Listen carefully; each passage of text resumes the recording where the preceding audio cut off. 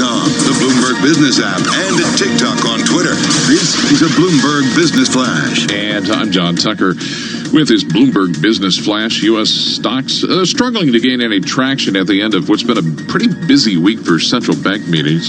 Investors are starting to shift their focus to the trade war and some of the geopolitical tensions as well. The S&P 500 edging higher. It's actually just up 1 point right now, 3,008, pairing some of the earlier gains.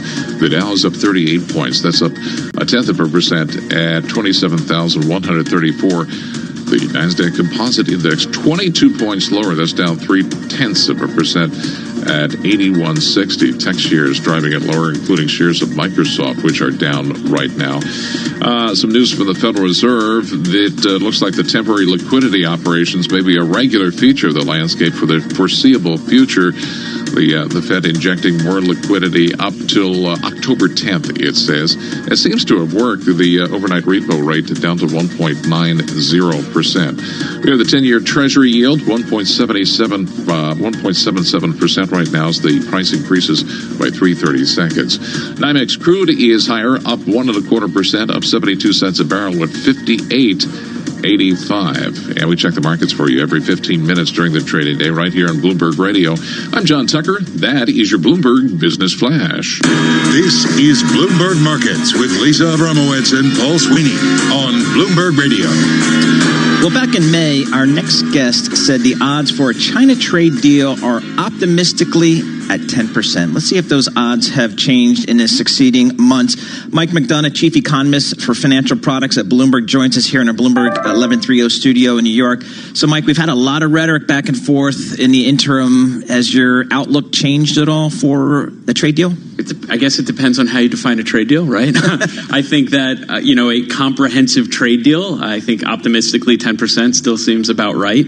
But if we're going to use war terminology, I think that we may be about to see a ceasefire. I think that both sides have realized they have a lot to lose in the interim if this continues to escalate. They realize they will not quickly be able to solve these problems. And I think both sides are willing finally to compromise, but not to, let's say, have a deal, but to agree to stop the escalation. So what does that look like in terms of how they both save face and don't just say, this is dumb, we're just laying down our weapons for now and figuring this out after the 2020 elections? No, so I think what's going to happen is that you will see China agree to buy more agricultural products, the magnitude of which will be determined by how much the U.S. negotiators are willing to give up. And you'll also see some movement, some nascent advancements on the intellectual property side in China. There's been some things going on behind the scenes. I think that will come into play at some point. And I think on the U.S. side, a baseline scenario in my mind would be they will agree to. I don't think they'll remove tariffs. I think that seems like a hefty ask. But I think that the new round of tariffs due to come online in October won't be put on. And I think that'll be what they give up. I think if there is any removal of tariffs, you'll probably see, you could see China agree to purchase more agricultural products. But I think that's what a ceasefire looks like. And I think that it won't be said, but I think both sides are kind of saying maybe we should wait until after the 2020 election and see what happens and then do the heavy lifting at that point. Even to get this ceasefire type of deal, even that seems, one could argue, optimistic, given that we haven't seen either side really show any softness on either negotiating side. What gives you a sense that we could have something? The tweets and everything, that's all kind of a bit of noise. We don't really know what's going on behind the scenes or where things stand. The rhetoric is inverse to how markets are performing generally. I think what you're seeing is if you're President Trump and you want to get reelected in 2020, you're realizing, okay, escalating this trade war is having a detrimental impact on markets. It's having a detrimental impact on the economy and markets. And this isn't good for me, right? If you're an incumbent president and the economy is doing poorly, that's death knell for your reelection chances. So there's some impetus there. And I think in China, the economy there is getting hit a bit harder than the government may have anticipated. So I think that, for them, it would be good to kind of at least stop the escalation. I think, if you look at what has been put in place so far, I think both sides think, okay, well, as long as this isn't escalating, we bring some certainty for the foreseeable future back into markets and businesses. This is good for both of us. Is the feeling among the officials who you speak with that the U.S. has actually weathered this fairly well and that China has had a much harder time? You have to figure out in China's case how much of the weakening economy is due to the trade war versus how much is due to domestic factors. There's a bit of both there. They've been going through this deleveraging cycle, which is a bit challenging. Deleveraging, excuse me? What happened to that? That's not happening anymore? That's it's kind of been put on hold, but I think the slowdown was originally caused by that. Got it. And they are gradually reversing some of that, putting in some stimulus. They haven't pulled out all the weapons yet out of their arsenal that they could use. But there's definitely some meaningful slowdown there. And it's also the sentiment impact doesn't fully get appreciated. It's the uncertainty of what happens next.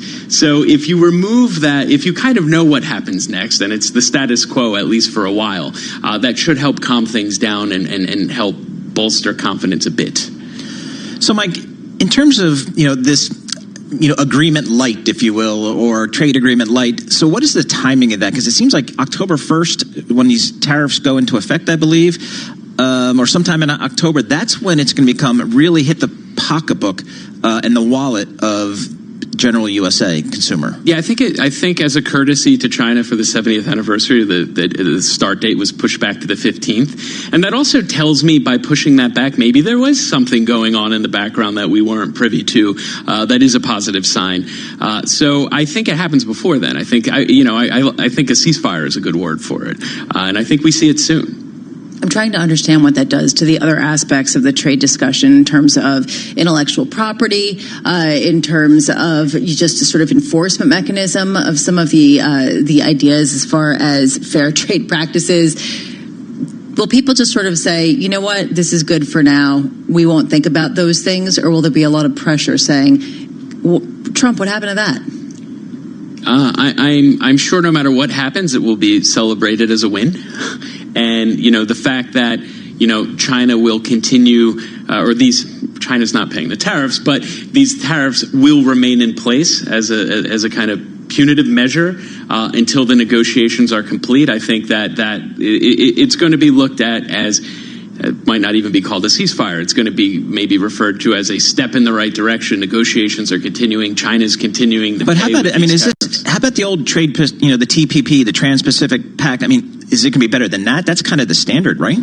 Oh, the TPP, I haven't heard that in a while. The TPP was very different, actually, because China was not a member of the TPP. I used to say that there were two groups of people who really didn't want to see the TPP initiated, and it was China and Trump supporters. Right. I used to kind of ask for a rationalization of that. The TPP was it was a trade deal, but it was more of a geopolitical pact that kind of said the U.S. still has influence within this region and helps set policy. So that failure was actually, in my opinion, a positive for China, because then it opened doors. Darn right it was. Yeah, the members of people who were part of the TPP had to look at China differently and start saying, well, maybe we should be dealing with China more directly. Maybe China has greater influence in this region than they otherwise would have had. Well, Mike, I will say thank you very much. We'll have to have you back soon. You've nailed it so far in terms of the unlikelihood of a deal when people were very hopeful before. And now you're saying there might be, I don't know if it's fair to call it a deal, some sort of ceasefire stopping with the escalation. Mike McDonough, chief economist for financial products at Bloomberg LP, weighing in with great insight. My question is, how will markets respond to a ceasefire? Will that be enough to get them a leg higher? I'm Lisa Abramowitz, along with Paul Sweeney. This is Bloomberg Markets. Carol Matt. 1 in 4 children believe potatoes grow on trees. 1 in 5 children believe fish fingers are made from chicken. And 1 in 8 adults believe the moon landings didn't happen. People believe all sorts of strange things. Some people believe that insurance companies try to avoid paying claims.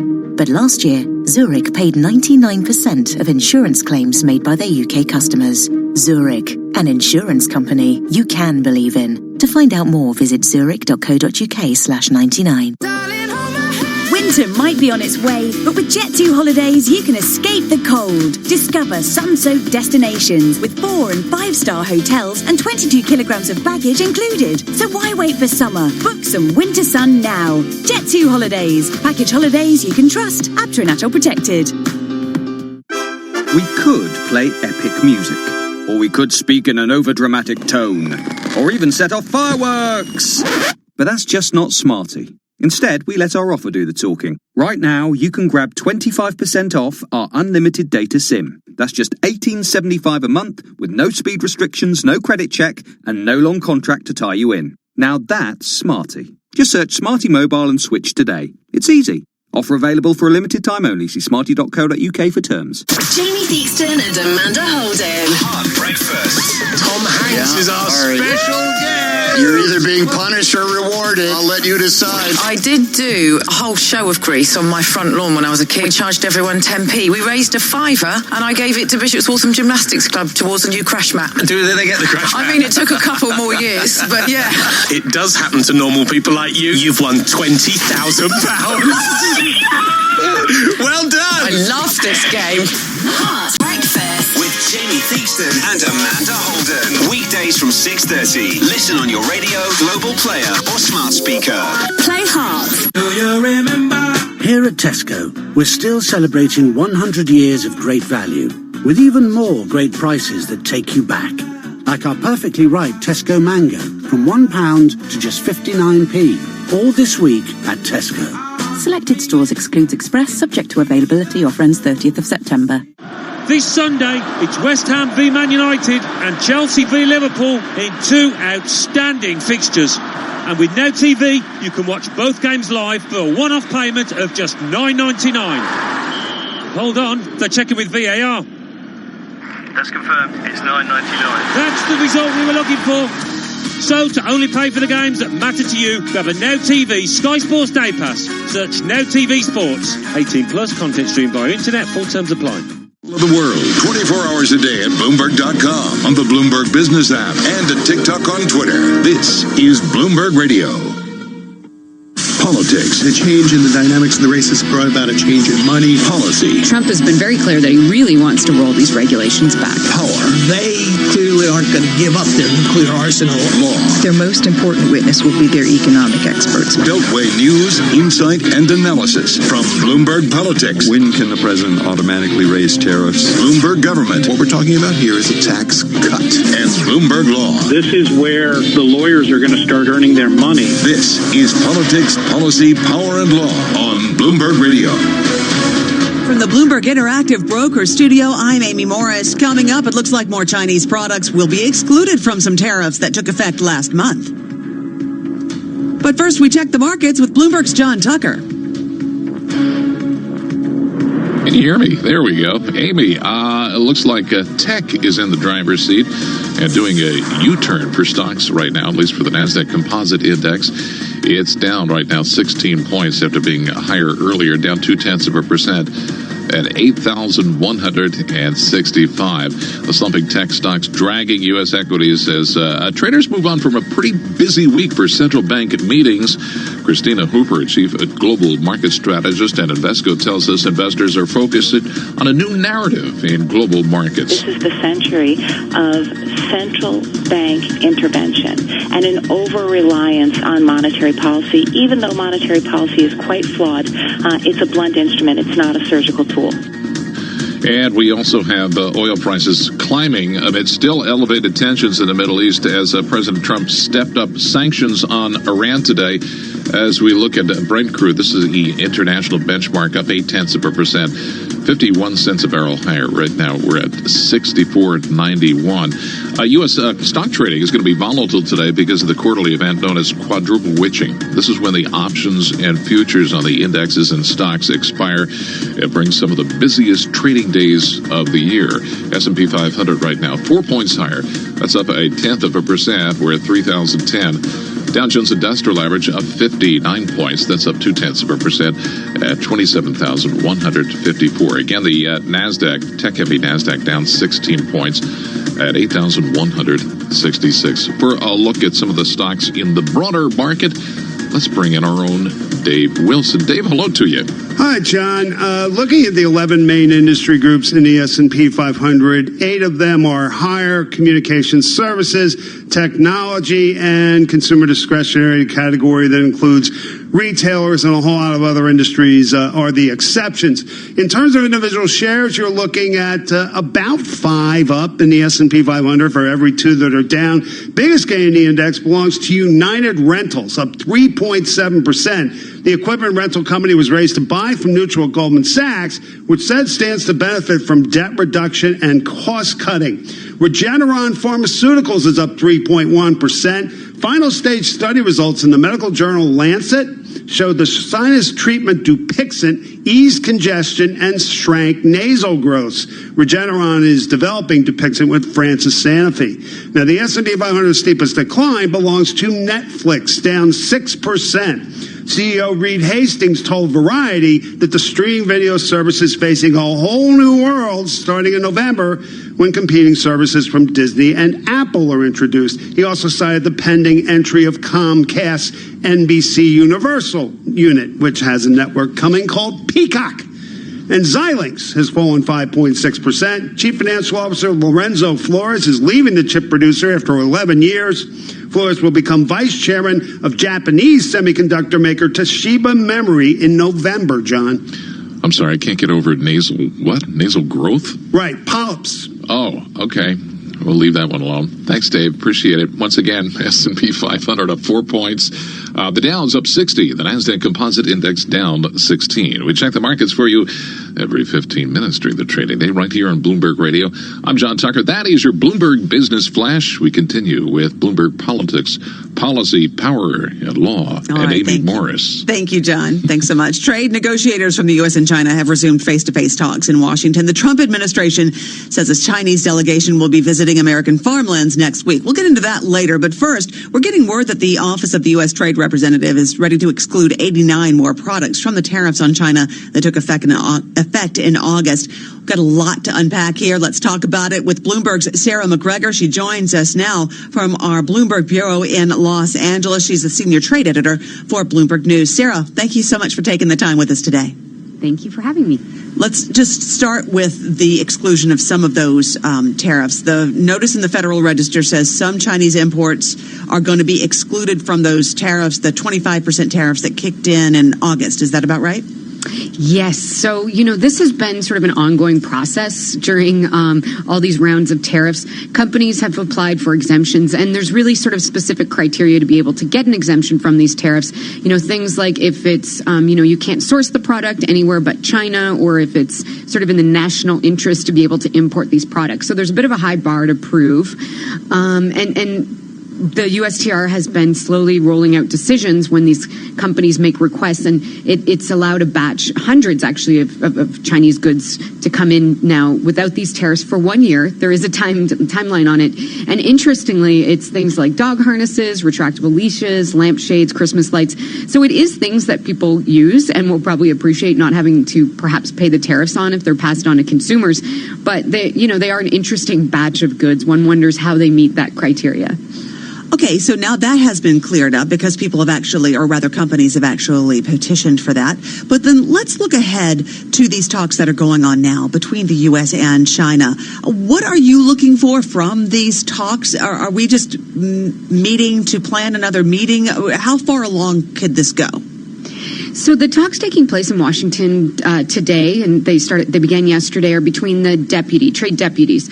So they're sort of paving the way. They're laying the foundation for this really important set of talks that's supposed to come up in October. We don't have an exact date yet, between the top officials, the Stephen Mnuchins, the Robert Lighthizer, and Liu He from China's of the world.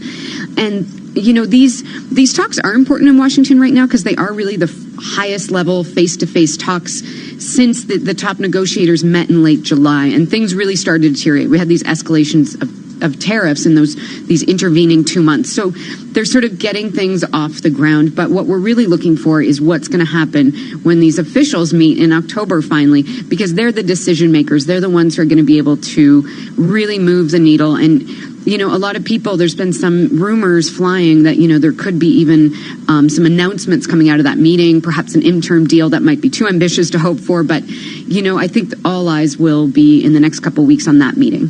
Okay, and this meeting that is going on now, these talks that are going on now, how long are they going to be going on for? How many days? And are they all situated in the nation's capital in Washington, D.C.?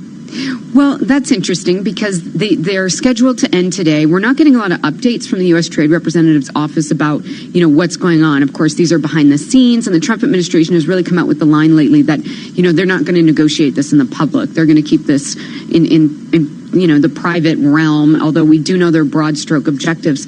So we haven't got a lot of updates from them. But what we did learn from Sonny Perdue, the agriculture minister, yesterday is that some Chinese negotiators with the agriculture department, with the, agricultural type officials from China, he didn't mention exactly who, are going to stay on, and they're going to visit farm country. I believe it's Montana and Nebraska. That's what we've heard rumblings of next week, actually. And why is that important? Well, those are some of the states, the farming states that have been hit with these retaliatory tariffs from China. It'd be really interesting to see what reception they get. It probably will be somewhat staged events to make sure that farmers don't react negatively towards the Chinese officials or vice versa. But, I think that it's interesting. It sort of shows perhaps a potential thawing of, some of these tensions. But no word yet if that meeting next week in farm country in the U.S.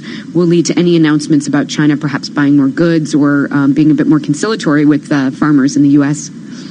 Okay, let's talk a little bit about where this all came from. We only have about a minute or so left here, but I really want to get into this part of this. The burst of diplomacy that we are seeing now, the tariffs being excluded at least for just a year. I realize that the companies petitioned for that, but that seems to go toward getting these talks off the ground. All of a sudden, everybody seems to be willing to move forward. Where'd this come from? What's prompted all this?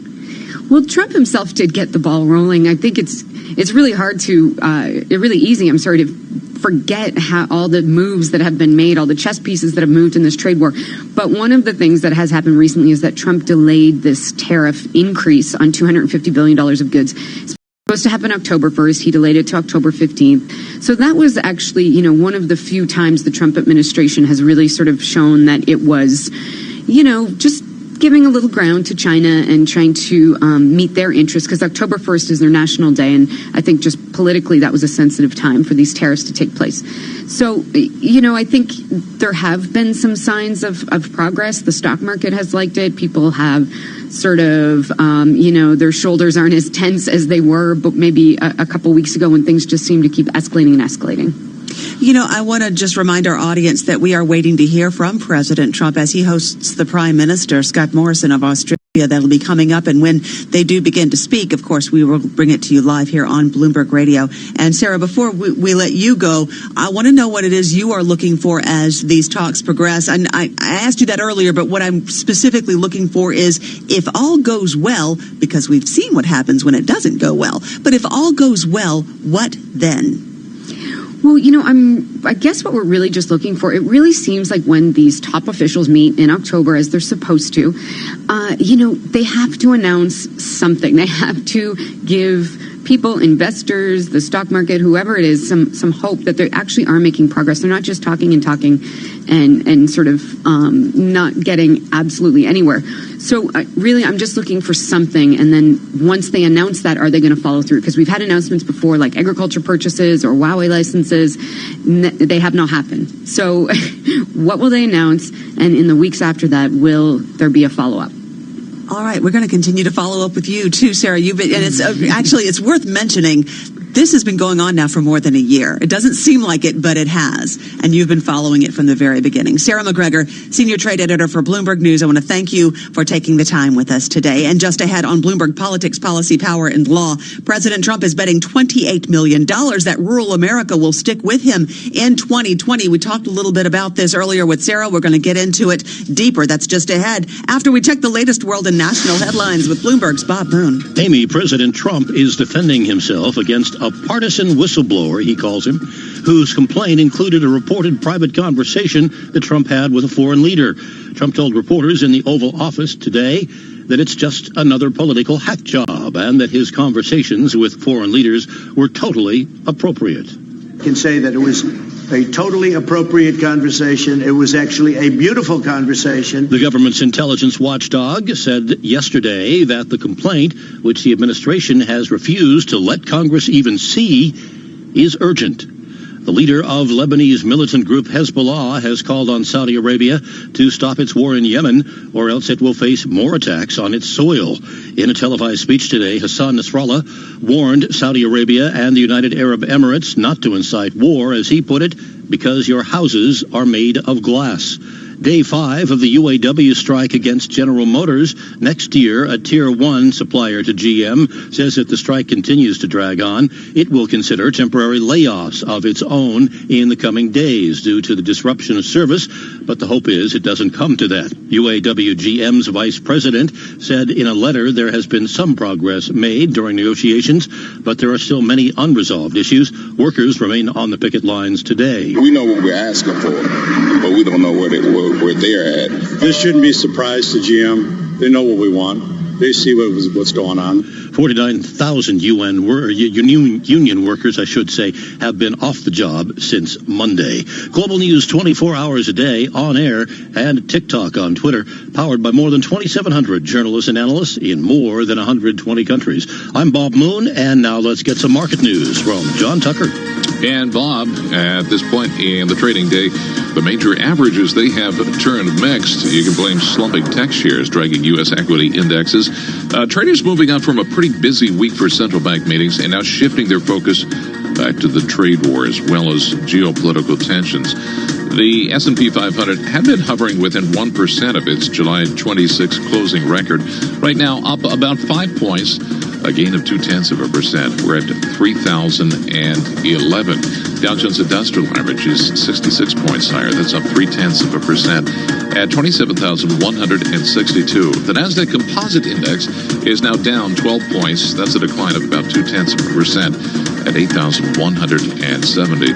And helping push the Nasdaq lower, shares of Microsoft are down about 0.8%. The volume there are rising to almost quadruple its 20-day average. Crude oil also on the rise today. Geopolitical tensions to blame there. NYMEX crude is up 1.2%, 58.85 a barrel, and Brent up 58 cents a barrel. That's up 0.9% at 64.99. 10-year yield 177 as the price increases by 4.30 seconds. We check the markets for you every 15 minutes during the trading day right here on Bloomberg Radio. I'm John Tucker. That is your Bloomberg Business Flash. We continue now with Bloomberg Politics, Policy, Power, and Law, and Amy Morris. All right, thank you, John. We're live from the Bloomberg Interactive Brokers studio, and I just want to remind our listeners that President Trump is hosting the Prime Minister of Australia today. They're going to be holding a joint press briefing very shortly, and when they do, we're going to break away and let you listen in on that live as it happens. Meanwhile, the president's also betting that farmers in rural America are going to stick with him come November 2020. This despite that trade war with China we've been telling you about. Farmers say that war is hurting them. Roger Johnson is president of the National Farmers Union. Farmers have spent millions, tens of millions of dollars in the last couple of decades building markets overseas, not just in China, but all over the world. And we are now in a position where we're just recoiling from all this disruption that's taking place as a result of actions from this administration. It seems like we just routinely are offending other countries and other leaders. And we understand as farmers, we need these markets. And now the federal government has provided billions of dollars in aid for these farmers who felt the impact of the tariffs and the trade war. But is that money going to translate to support at the ballot box? Bloomberg News agriculture reporter Mike Dorning joining us now in our Bloomberg 99.1 studio here in Washington, D.C. Mike, thank you for taking the time with us. This is a great story on the Bloomberg terminal.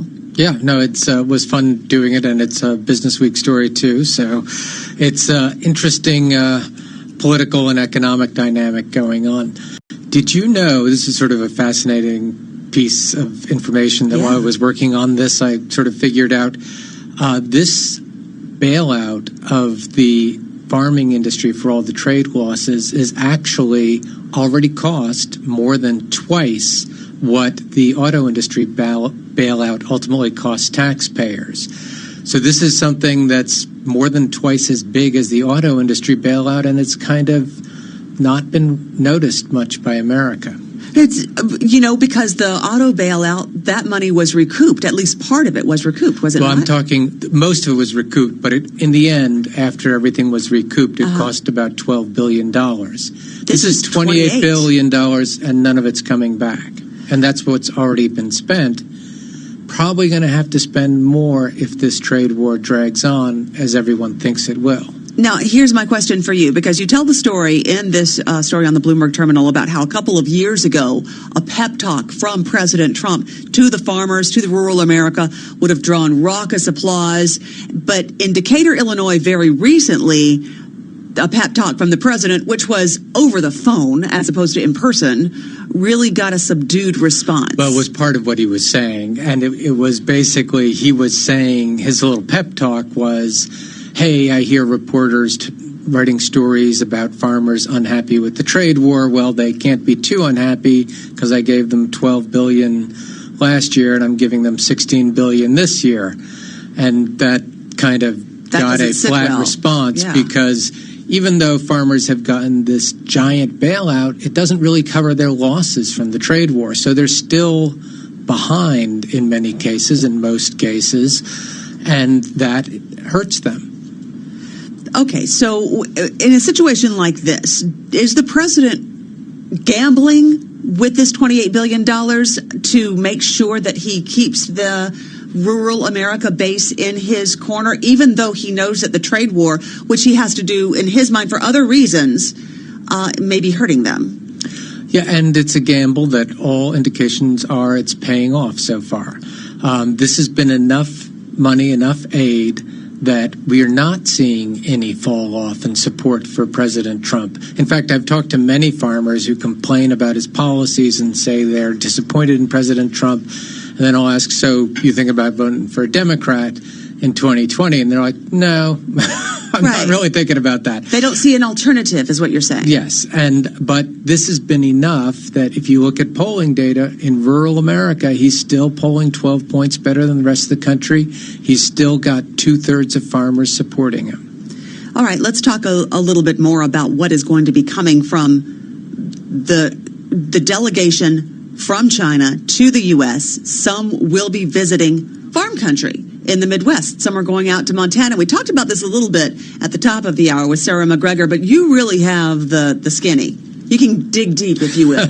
Well, there's not that much substance to this. They're going to visit farm operations in Montana and Nebraska.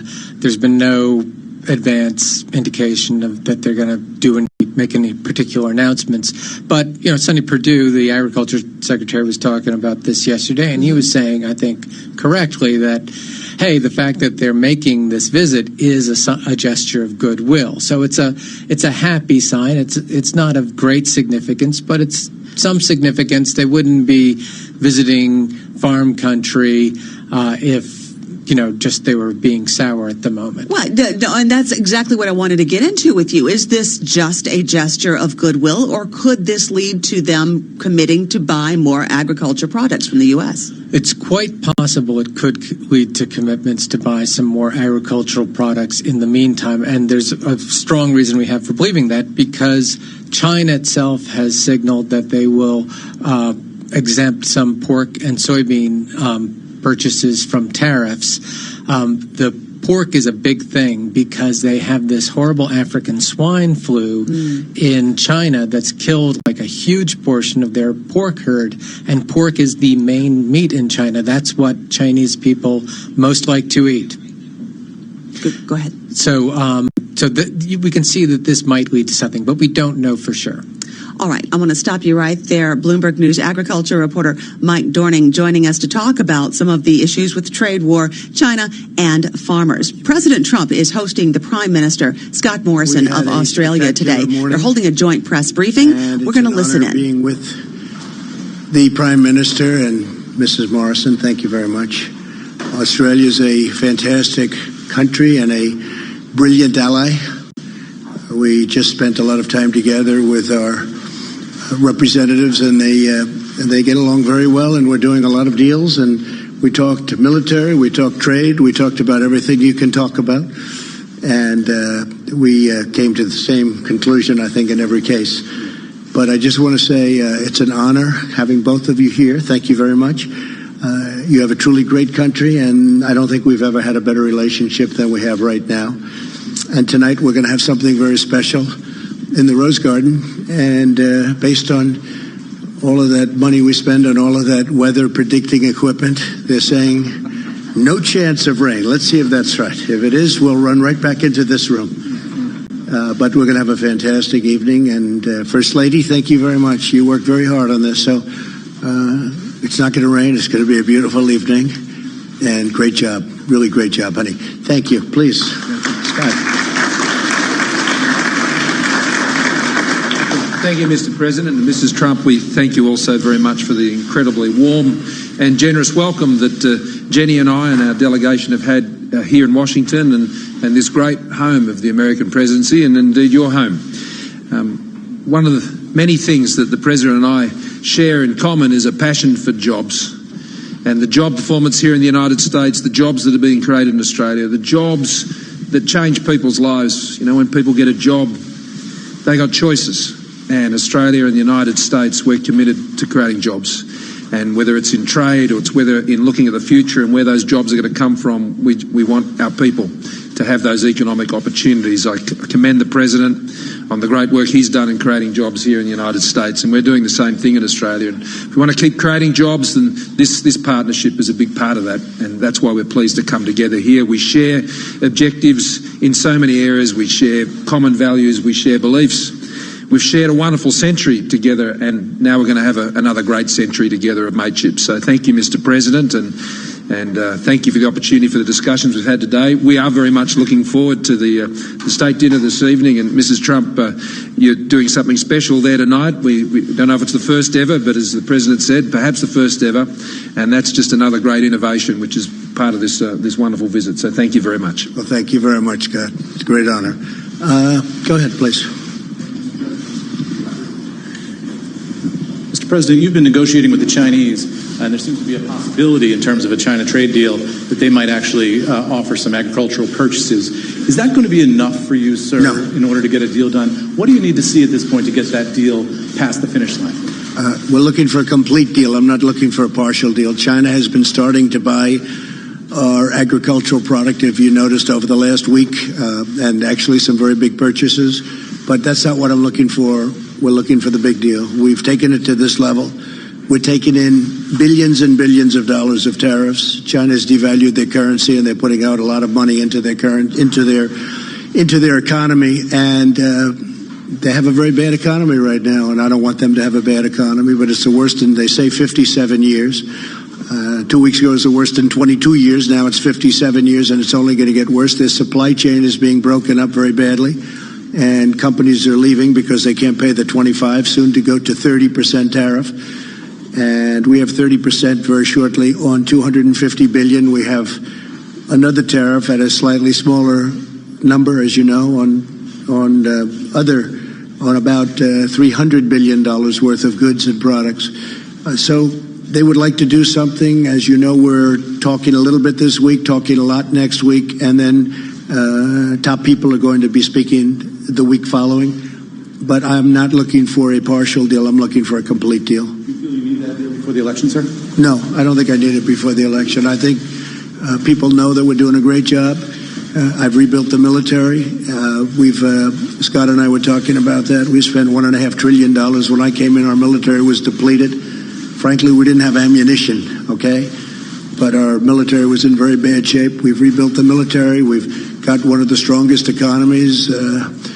Mike Pence actually got some, who's right here, great vice president. He was talking yesterday and he called me. He says, boy, these numbers, these consumer numbers are incredible. The retail numbers that came out 2 days ago that really weren't reported were really, I mean, just incredible numbers. You know that very well. That's your world. And some other numbers. We're doing very well. Our economy is very strong. And China is being affected very badly. We're not being affected. In fact, we're taking in many billions of dollars. And China's eating that. You know, China's eating the tariffs because of the devaluation. Now, that doesn't happen with all countries. China's China. And they know what they're doing as well as anybody. My relationship with President Xi is a very amazing one, very good one. But we have right now a little spat. But I think we're doing very well. Our country is doing well. You look at so many different things. Look at all of the regulation cutting that allows us to do what we did. Look at what happens 3 days ago where you have an attack like that and it takes out a big chunk of oil and the price goes up $4, $5, and now it's heading down rapidly. That tells you that would have happened years ago. It would have gone up $50. It would have doubled. And this was a blip. So it's been really amazing what we've been able to do. I think the voters understand that. I don't think it has any impact on the election. Now, if something happened, I think that would probably be positive for the election, but that's okay. I do think signing USMCA on a bipartisan basis with Nancy Pelosi and Chuck Schumer and everybody else, very bipartisan. I think that's very important for our country, and I would certainly be willing to say that's a bipartisan deal. But I think that's very important for our manufacturers, for our farmers, even for unions. They want that deal done. And so hopefully that's going to be put up to a vote very soon.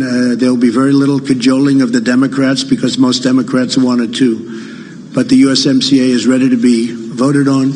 It's finished. Mexico has taken their final votes. Canada is willing to do that anytime we want them to. They're all set to go.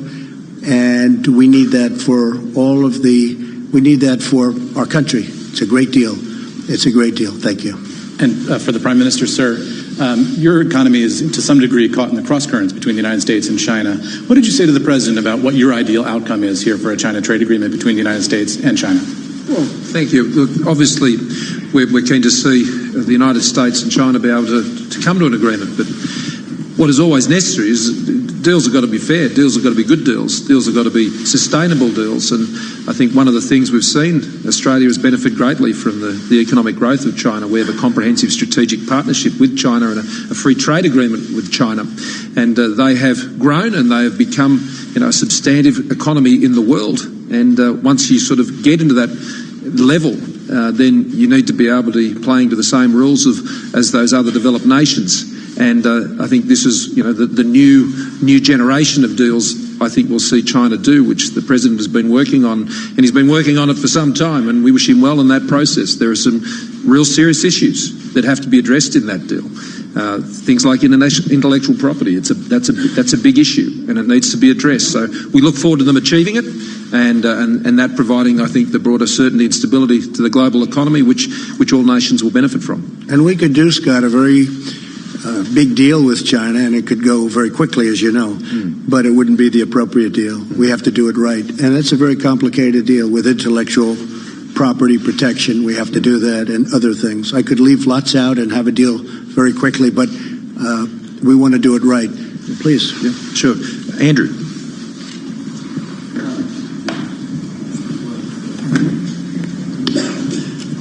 I assume Andrew is a nice person. To quote you, Mr. President, the best. Thank you very much for hosting us. Also on China and tariffs, what do you say to Australian businesses and to Australian people who say that your trade war with President Xi threatens their prosperity? And to the Prime Minister, a linked question. Do you think that Australians are going to be collateral damage in President Trump's tariff war with China? Well, first of all, I look at numbers. I love numbers, and the numbers of Australia are doing incredibly well. You're doing unbelievably well. When we have a deal with China or not, but when we have a deal with China because they want to make it perhaps more than I want to make it, because I actually love all that billions of dollars that's pouring into our treasury. Billions and billions of dollars. We've never seen that before from China. It's always been the other way. And I'm taking care of our farmers out of that. We're helping our farmers. Our farmers were targeted, and they were targeted for $16 billion, and I made that up to them. We paid them the $16 billion that had tens of billions of dollars left over. So I will say, though, that Australia is doing very well. If we do end up doing a deal, Australia will do even better. And we were discussing that, but Australia will be one of the big beneficiaries of a deal. And in the meantime, as you know, I did tariff relief with respect to a certain product in particular coming out of Australia. And that's something that we wouldn't do for anybody else. This has been a truly great ally, and we work very well together. But your numbers are absolutely fantastic. Your economy is strong like ours. And I think we're two real examples of two countries doing extremely well. Some countries aren't doing so well. Europe is not doing well. Asia is not doing. Large parts of Asia are not doing well. China's not doing well. Please. Thanks. Mr. President, Australia is in its 29th year of consecutive economic growth, which is an extraordinary national achievement, and we will continue to grow as our most recent national accounts demonstrated. Australia is also very used to dealing with a complex and changing world, and that's why we're diversifying our trade base and have been doing that for many years. I mean, 6 years ago, when our government came to office, that 27% of our trade was covered by agreements around the world. That figure is now 70%, and we're going to take that to 90%. And that's important, and that's opening up opportunities. So there are ebbs and flows that go in the global economy, and Australia has built up a resilience through the broad-based nature in which we're taking our economy to the world. I mean, Australia has never got rich selling things to itself, and we've always had an outward-looking perspective when it comes to engaging our economic opportunities. And a big part of what we've been discussing here is some new opportunities, whether it's in the rare earths, the critical minerals, the frontier technologies, space. This is where jobs are going to be in the future as well. And so we will deal with those ebbs and flows as they come. But the President's right. The arrangement they will come to, and I'm confident they will, with China, will be one that will set a new bar in terms of how China's economy then deals with a lot of these complicated issues in the future with developed economies like Australia. So we look on with interest, and I think ultimately when we arrive at that point, it's going to put global trade on a stronger footing. And Australia's really been so focused on the economy. They do minerals. They have incredible wealth in minerals and coal and other things, and they're really at the leading edge of coal technology. It's clean coal, we call it, clean coal, but it's also great for the workers. And things that would happen because it was very dangerous years ago and very bad for a lot of people. And you've rectified that 100%. It's incredible. I looked at your statistics the other day, and coal miners are very, very safe in Australia. It's incredible what you've done. In fact, we're looking at what you've done. So I want to go. We'll do a deal. We'll make a deal. Yeah, go ahead, please. Thank you. In the midst of these escalating tensions with Iran, you've now named a new national security advisor, Robert O'Brien. Yes. What is he recommending to you in terms of dealing with the latest strikes on Saudi Arabia and the response? And then secondly, you announced new sanctions on Iran. Secretary Mnuchin said that this affects the last available funds for that regime. Have we now exhausted sanctions in regards to Iran? Well, these are the strongest sanctions ever put on a country. We are at a level of sanction that is far greater than ever before with respect to Iran. Today we did central bank, as you know, and we'll see. We'll see. They're having a lot of problems, not only with us, they're having problems within their own country, and I think they have a lot of self-made problems.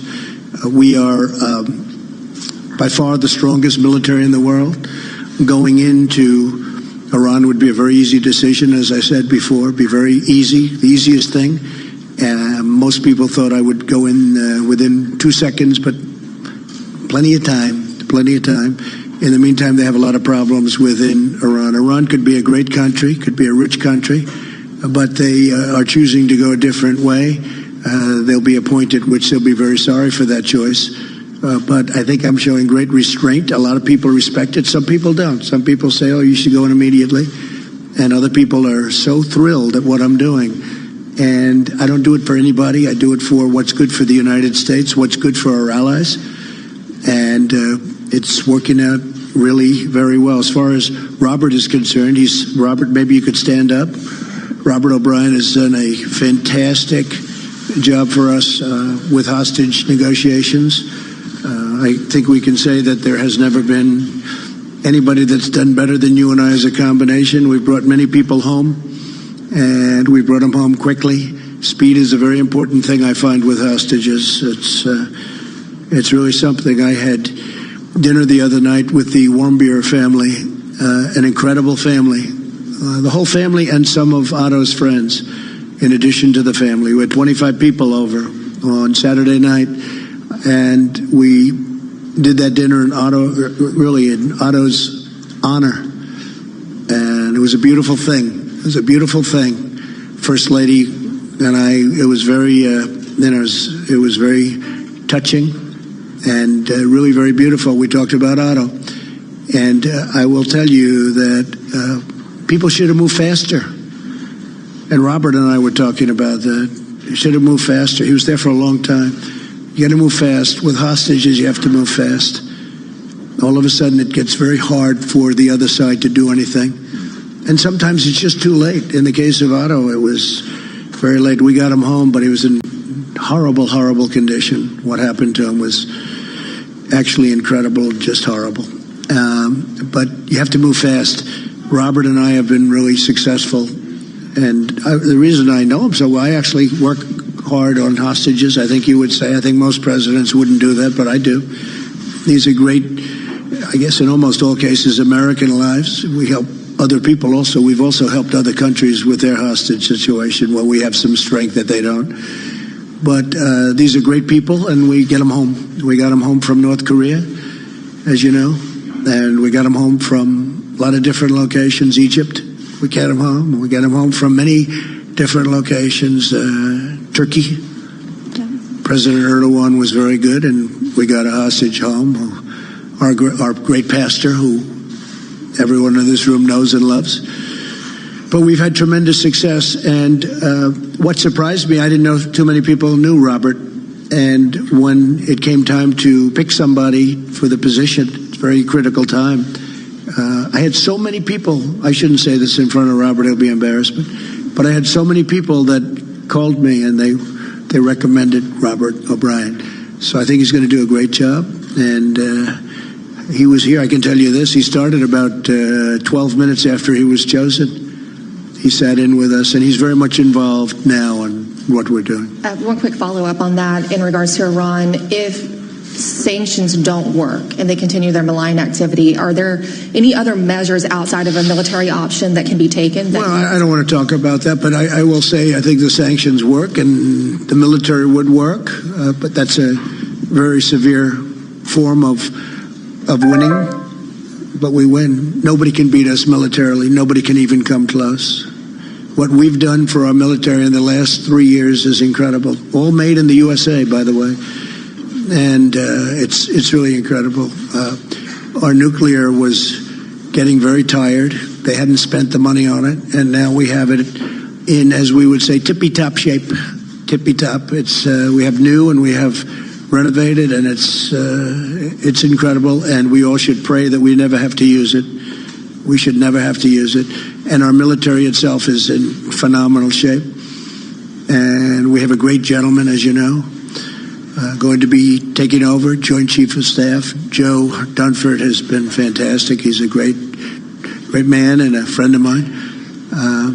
But General Milley is going to be taking over, and it's going to be, we're going to have a little bit of a celebration, both for Joe and for everybody. And, you know, as you know, our Secretary of Defense has just come in, Mark Esper, and he's been here for a short period of time, but he's got tremendous energy. He's got it. He knows it. That's what he's been doing for a long period of time, from the day he graduated, or maybe I should say from the day he started at West Point, where he was a top scholar, etc.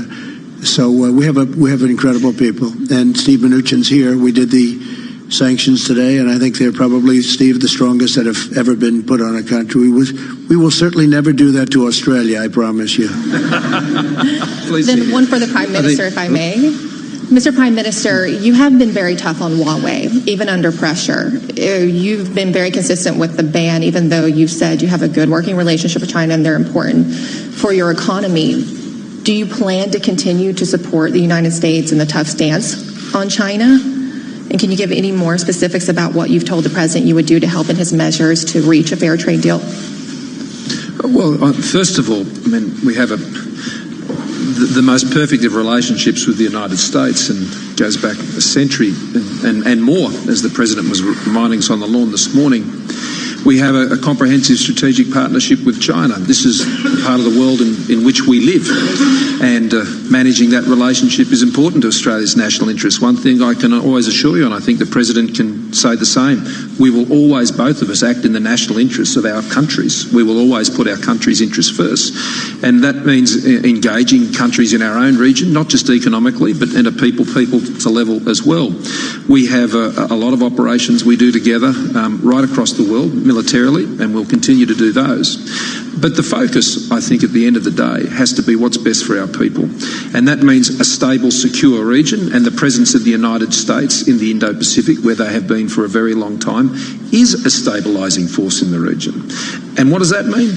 It means that countries can trade with each other, economies can develop, people come out of poverty. The United States has had a positive presence in our region, and that's why we always work together, because we share objectives. It isn't a matter of the United States saying to us, we need you to do this, or Australia saying to the United States, we need you to do this. It's about us having shared objectives and looking through the world through a similar lens. And so that just naturally brings us together to focus on the things that promote prosperity. As I started out in my remarks today, we love jobs, the President and I. We love jobs.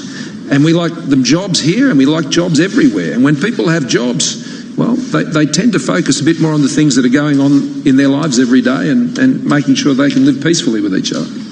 And one of the things important, I think, is during our meeting, we discussed, I said, what percentage of your military do you buy from us? And the answer was we work it together. Or it's about 100%. It's close to 100%, and we make the best equipment. He understands that, but it's a real relationship. They buy 100% of their military, and it's a massive purchase, and it's gotten bigger. I guess you said the biggest purchase since World War II. Yeah, we'll be at 2% of GDP next year, and that comes up from what was the lowest level of defence spending as a share of the economy since prior to the Second World War. So it's a $200 billion investment, and a lot of that's being built in Australia, but it's also being built in partnership with the United States and other allies. So it's an important part of what we're doing. But I think David Crowe from Australia was next. Thank you very much. David Crowe from the Sydney Morning Herald and The Age. Further on the questions on Iran, Mr. President, you've praised the Australian commitment today to deal with Iran in the Persian Gulf. And in your talks today with Mr. Morrison, did you discuss further military action in order to keep the pressure on Iran? What might those military actions be, and what could Australia contribute to that? So and Mr. Morrison, on that. Hold it 1 second. You'll get a second, Craig. You get a shot at your Prime Minister. I'm sure you're looking forward to it. We didn't discuss too much Iran. We discussed more trade, more China. We discussed Afghanistan, where Australia's helping us, and we're slowly reducing in Afghanistan, as people know. We've been very effective in Afghanistan, and if we wanted to do a certain method of war, we would win that very quickly. But many, really tens of millions of people would be killed. And we think it's unnecessary. But Australia's been a great help to us in Afghanistan. But we're reducing in Afghanistan. We're reducing in Syria, where we had, we've taken over 100% of the caliphate. We have 100%. When I came in, it was smaller, but it was a mess. It was all over, and now it's it's in a position, and I won't repeat what I said before with the prisoners, but we have thousands of ISIS fighters from our work in capturing 100% of the caliphate. And we're asking the countries from where they came, whether it's Germany or France or other countries, to take those people back, put them on trial, do what they have to do with them. But the United States will not keep thousands and thousands of people for the next possibly 50 years or whatever it may be. It's going to be up to those countries. We did them a big favor. We went in. We took them down. The ISIS fighters, in the end, weren't very good fighters against the United States. But we have thousands of them, and we want them to be taken over by Germany, France, and all of those countries from where they came. Okay? Thank you. And Mr. Morrison, on the same issue of Iran, are you open to further military action against Iran, or is the Australian commitment solely contained to a freedom of navigation patrol exercise? Well, as the President said, I mean, there are no further activities planned or requested for assistance from Australia. So the question to that extent is moot. And I want to commend the President, who's demonstrating, as he said in the earlier press conference in the Oval Office, restraint. There are other measures that he and the Secretary have announced today, and they are pursuing those channels. So the calibrated, I think, very measured response that the United States is taking has been a matter for them, and obviously at any time when issues are raised with us as an ally, we consider them on their merits at the time and in Australia's national interest. So I think that's where that's heading.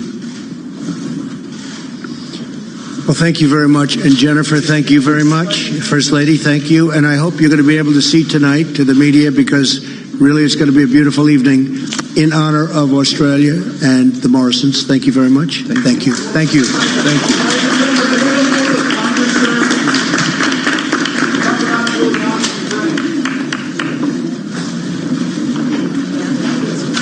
That was President Trump participating in a joint news conference with the Prime Minister of Australia, Scott Morrison. Trump said he didn't want to make a partial trade deal with China and that voters will not punish him for the ongoing trade war in his 2020 re-election bid. And he also said he thinks he's showing great restraint with Iran. We'll have more coming up, but right now, let's go to Charlie Pell to see what's happening in the markets. Charlie. Hi, thank you very much, June Grosso. Here's what's going on. We do have U.S. stocks. Right now, they are trading mixed. We have got the Dow Jones Industrial Average higher by 41 points. That is a gain of 0.1%. S&P 500 index, little change, but on track for a fourth weekly gain. Up now by 1 point at 3,008. Big question today, do we hold above 3,000? Up by about 0.1%. We've got NASDAQ down 27, a drop there for the NASDAQ Composite Index right now of just about 0.3%. So, slumping tech stocks dragging on U.S. equity indexes, traders moving on from a busy week for central bank meetings, their focus being shifted back to the trade war. So again, recapping here, equities higher, S&P up a point now, little changed, up by 0.1%. I'm Charlie Pellet. That's a Bloomberg Business Flash. Thank you, Charlie. Well, now we're going to be joined by White House editor Josh Galou to talk a little bit about the joint press conference we just saw between President Trump and the Prime Minister of Australia, Scott Morrison. So, Josh, he continued to say that he has a great relationship with the Chinese president. Anything you heard about an upcoming deal on the China trade war? Well, he did address that. He said, as you mentioned, he said he has an amazing relationship with President Xi. This is something that he has gone back to for his entire presidency. He's always said that. But then he said, we're having a little spat here over the trade. He was asked specifically about whether he would support a partial deal instead of something comprehensive to move through this dispute. And he really knocked that idea down. And he said he was specifically asked whether agricultural purchases that China would promise would get him to move away from the tariffs. And he said no. And as we know, the Chinese, they're trying to put together a meeting for October. So we'll see. President Trump still wants to push, or he's at least saying that he is pushing for a comprehensive big deal, and not something that's sort of a Band-Aid cure with agriculture. And there were a lot of questions about Iran, obviously. Did he commit to not having a military intervention at this point? He did not commit to not having a military intervention, but he clearly signaled that he thinks that he doesn't want to.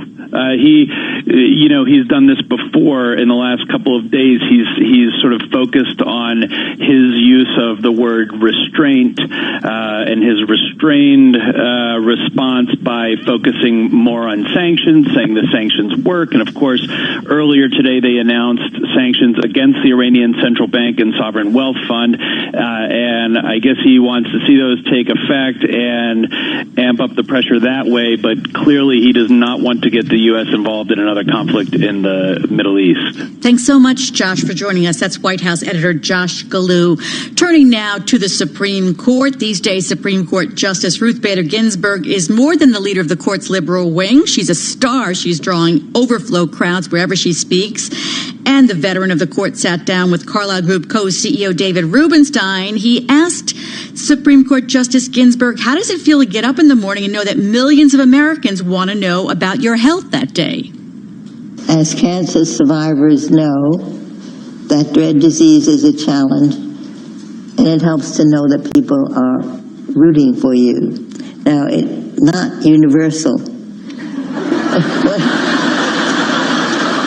When I had pancreatic cancer in 2009, there was a senator whose name I don't recall, but he said I would be dead within 6 months. That senator is now no longer alive.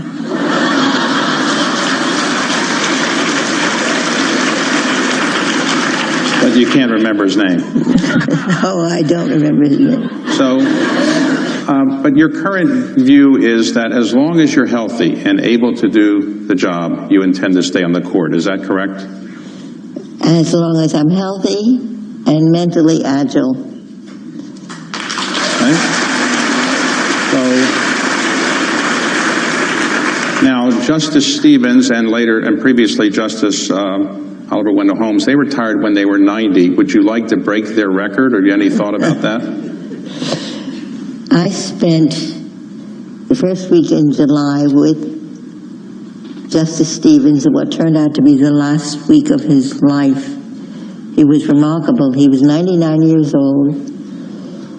Since he left the court at age 90, he has written 4 books. So yes, he's my role model. So you went to Columbia Law School, and your law degree is from Columbia, yes. Right? Okay, and you did extremely well at Columbia Law School on the review there as well? Yes.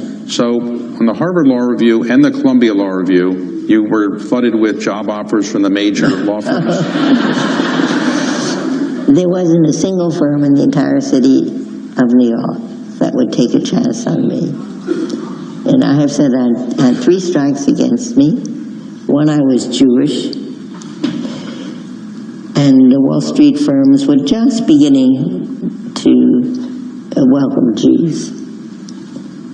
Then I was a woman, but the absolute killer,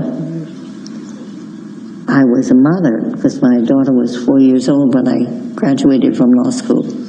So employers who might take a chance on a woman were not prepared to take a chance on a mother. That was Supreme Court Justice Ruth Bader Ginsburg. Joining me now is Supreme Court reporter Greg Stohr. So, Greg, she's 86 years old and fighting cancer, but she seems to be making more public appearances than any of the other justices right now, including Justice Gorsuch, who's promoting his book. Yeah, it's remarkable, June. She announced on August 23rd that she had completed a course of radiation for her 4th bout of cancer. That's about 4 weeks ago. Since then, by my count, this is her 7th public appearance. She has a couple more coming up in the next couple weeks. She says it energizes her, and in the ones that I've seen, she certainly looks strong, certainly mentally able. She doesn't show any signs of slowing down.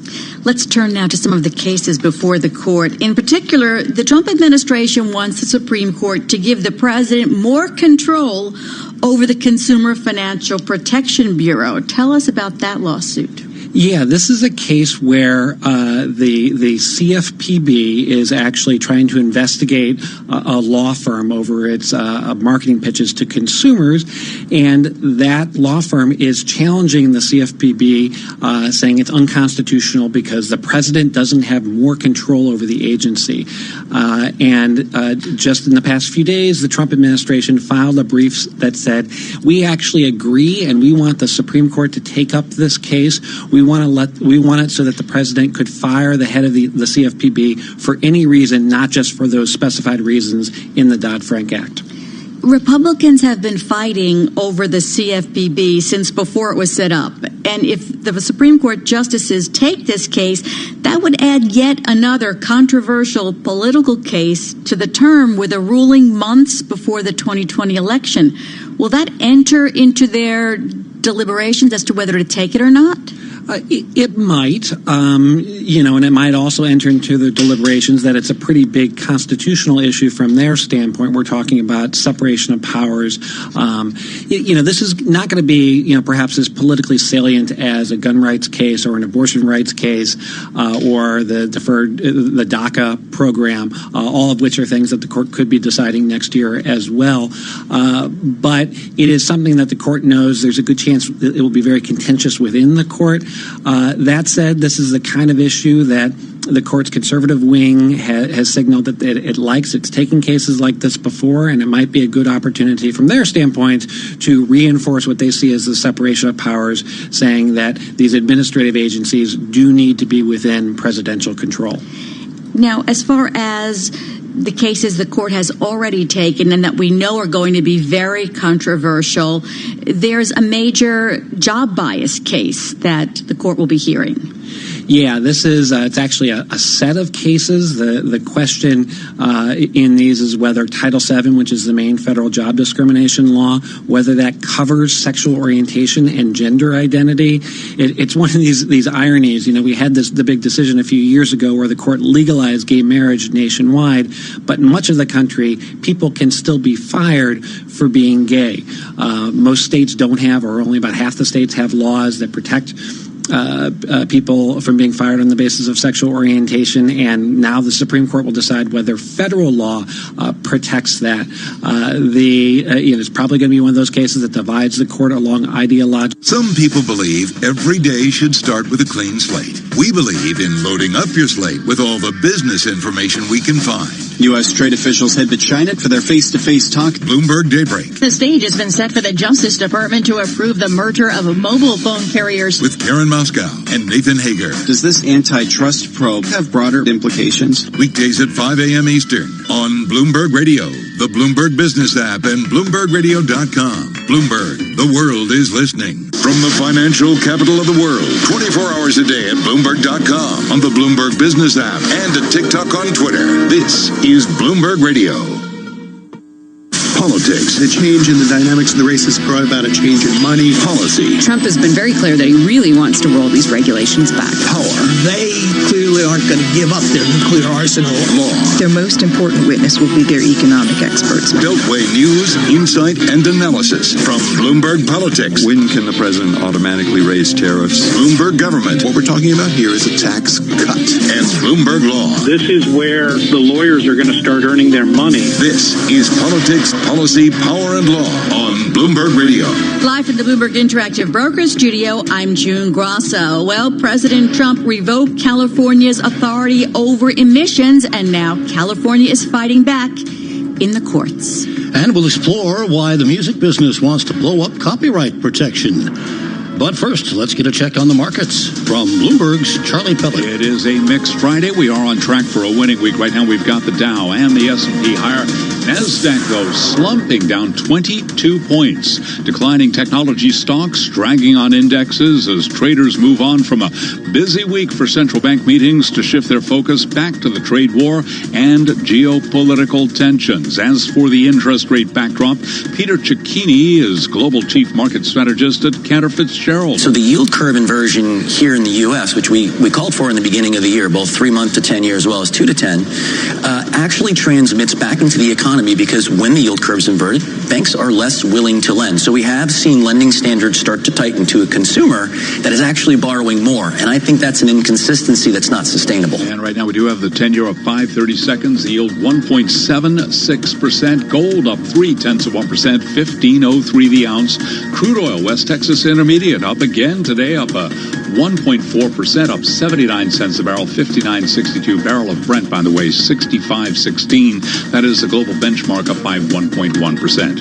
Vice Chairman Richard Clarida says the Fed will take account of the ongoing risks to the favorable outlook for the U.S. economy in deciding the stance of monetary policy in coming months. His remarks coming in an interview with CNBC. And The Real Deal is reporting the head of WeWork's real estate fund, Wendy Silverstein, has left the company. It is 1:02 on Wall Street. Time now for the Market Drivers Report with a focus on American depository receipts. Here he is, Dave Wilson. Thanks, Charlie. ADRs are rising more than U.S. shares. The S&P ADR index is up about 0.5%, and the S&P 500 is higher by 0.1%. ADRs of Indian companies are climbing after the government cut the corporate tax rate retroactive to April 1st, the start of the country's fiscal year. HDFC Bank has added more than 10%. ICICI Bank has climbed 11.5%, and automaker Tata Motors has risen 10.5%. Brazil's Braskem has advanced 7%. The Brazil Journal reported that the chemical maker's controlling shareholder has hired Lazard for a sale of its stake. The shares are owned by the construction company Odebrecht. Japan's Mitsubishi has lost 4.2%. The trading company said an oil trader at its Singapore unit lost $320 million in unauthorized transactions, which were disguised as legitimate hedges for customers. And Germany's Infineon Technologies has fallen 3.6%. The chipmaker was cut to sell from buy at Jiske Bank. Data combined by Bloomberg shows Jiske is now one of only 2 firms to have a sell rating on Infineon. The other is Barclays, Charlie. All right, we think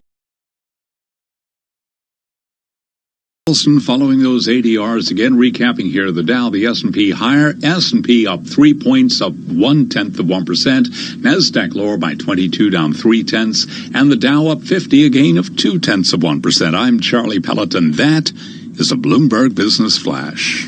Thank you, Charlie. We're live from the Bloomberg Interactive Brokers Studio. Well, a few days ago, President Trump announced he was revoking California's authority to set tailpipe greenhouse gas emission standards, and that provoked a response from the California governor and the California AG that they would sue over that, and now they have filed a lawsuit. It didn't take them very long. Joining us is Ryan Bean, Bloomberg News transportation reporter. So, Ryan, what do you know about this lawsuit? Well, it takes direct aim at sort of one aspect of the belt and suspenders approach that the administration is taking to revoke this California authority. So one of the things that was announced yesterday was that the Transportation Department was going to assert that basically California wasn't allowed to regulate tailpipe greenhouse gases or mandate electric car sales in the state because that interfered and was preempted with the federal law that established the first federal fuel economy standards that are administered by DOT. And also, I this morning got a notice from the Attorney General of New York about a coalition of states suing the National Highway Traffic Safety Administration. That's right. So this suit just hit a little less than an hour ago. California filed along with, I think it's more than 20 other state attorneys general, including those, in addition, there with New York, Los Angeles, and the District of Columbia as well. So it's a pretty broad coalition, and it even goes beyond the roughly 12 states that, along with California, administer the state's more stringent tailpipe emissions requirements. I wonder, conspicuous by its absence is the auto industry in all of this. Are they taking a step back to try to stay out of the line of fire, or what? That's part of it. I mean, the other part is, I mean, you're correct in observing that the auto industry hasn't been as vocal about this as I think certainly a lot of people would like. Part of the challenge is that half of the administration's plan, the actual new replacement standards that the administration has proposed should be rolled back, haven't been revealed yet. So the car companies are sort of holding their fire right now to sort of figure out where they're going to come down on this, because they want to see what the future standards after model year 2020 are going to look like. Just how much will they be scaled back from the trajectory that they were on, that were set during the Obama administration? And Ryan, as you wrote, it was an odd thing that there were no automakers in sight as this was announced by the administration. Right. It was a pretty striking scene, especially when you consider what we saw in the Rose Garden of the White House back in 2009. That was where President Obama at the time announced a very ambitious set of new fuel economy standards that would be taking effect over the coming years. And when he announced it, he was flanked on both sides by the titans of the global auto industry. I mean, including Ford's then CEO Alan Mulally. So when you contrast that to the event at EPA headquarters yesterday, there were no automotive CEOs. How serious is the risk that this disrupts business for the auto industry for years to come? It's pretty real. It's kind of unclear to a certain degree. Automakers work on really, really long planning cycles, sometimes 5 to 7 years in advance. So most companies' product lineups are pretty ironclad through model year 2021 or 2022. Based on the people that I've talked to. So the first time we'll actually see differences is starting in 23 and thereafter. However, the difficult thing is they just don't know what to plan for. They don't know how to, if they need to spread investment costs around the globe, and if China is requiring additional electric cars and Europe is requiring more efficient gasoline and diesel powertrains, ideally they would like to be able to spread those costs over to the United States, where they can lower the individual piece price and sell more efficient products here. But if the regulations don't require it, or if they don't know exactly what targets they need to hit, it makes planning those portfolios and signing those contracts, planning several years in advance, really, really challenging and very costly. Ryan, we just have about a minute here. Is the next thing going to be, the next thing we hear going to be something in court, or are there likely to be more maneuvering? It's unclear exactly what the next step is going to be. So this suit appears to only challenge the DOT element. Now, yesterday, the EPA also said it would revoke the so-called waiver that has underpinned California's Greenhouse Gas Authority for several years. So we may see another lawsuit on that in the future. We also are waiting on the Trump administration to finally reveal what the replacement standards will be. That could also be the subject of litigation as well, because they ruled that the Obama standards that were chartered and enacted in 2012 were overly aggressive, so they needed to be changed. Add that to the more than 50 lawsuits California has already filed against the administration. Thank you, Ryan. That's Ryan Bean, Bloomberg News transportation reporter. Bob now is going to tell us what's happening in the world and nation. June minimizing trade differences with China as merely a spat. President Trump said today his relations with Premier Xi Jinping remain, as Trump put it, very amazing. Trump got some support in his quest for a trade deal with China from the visiting Prime Minister of Australia, Scott Morrison, during a joint news conference at the White House. Deals have got to be fair. Deals have got to be good deals. Deals have got to be sustainable deals. And we could do, Scott, a very big deal with China, and it could go very quickly, as you know, but it wouldn't be the appropriate deal. We have to do it right. And it's a very complicated deal with intellectual property protection. We have to do that and other things. I could leave lots out and have a deal very quickly, but we want to do it right. Earlier, the president scoffed at an intelligence community whistleblower as Democrats assailed him for withholding details about the complaint from lawmakers. Bloomberg's Herb Chapman reports. The president was asked about the report involving the phone call with a foreign leader as he met in the Oval Office with the visiting Prime Minister of Australia. It's a partisan whistleblower, They shouldn't even have information. It was a totally appropriate conversation. It was actually a beautiful conversation. Anything I do, I fight for this country. It's just another political hack job. While not confirming that the call was to the Ukraine, the president called for an investigation of Vice President Joe Biden, who are threatening, on behalf of the Obama administration, to withhold aid from Ukraine unless a prosecutor accused of corruption was fired. At the White House, Irv Chapman, Bloomberg Radio. The House has approved a bill to end forced arbitration clauses. Democrats complain they prevent workers and consumers from filing lawsuits and disputes over employment practices, billing, or civil rights. Global News, 24 hours a day, on air and at TikTok, on Twitter. I'm Bob Moon. What kind of week are you having? If you've spent time with the top business analysts, chances are it's a good one. We know the board is stocked with friends of Elon. Carol Masser. Does that become much more of your business versus core trading? Jason Kelly. Talk to us about the market technology business. What are the drivers underneath there? Have a better week. Where do IPOs fit into all of this? Bloomberg Business Week, weekday afternoons at 2 Eastern on Bloomberg Radio, the Bloomberg Business app, and BloombergRadio.com. Bloomberg, the world is listening.